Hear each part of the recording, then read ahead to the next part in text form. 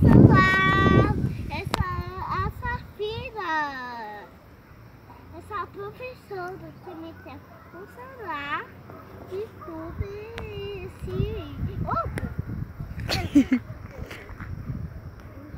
Fala quantos anos você tem, onde você mora, o nome do seu pai, da sua mãe. Ele tem esses anos, esse. Tá, continua. Qual o nome do seu pai? Ele ensinou sozinho, mãe. Ensinou sozinho. Mãe.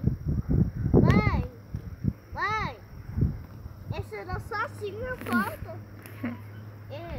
Fica aqui, ó. Pessoal. Nossa, filha, é assim, ó. Oi, pessoal, tudo bem? Meu nome é Safira, tenho 3 anos, moro no Feital. O nome do meu pai é Michel, da minha mãe. Mãe, peraí, segura aqui.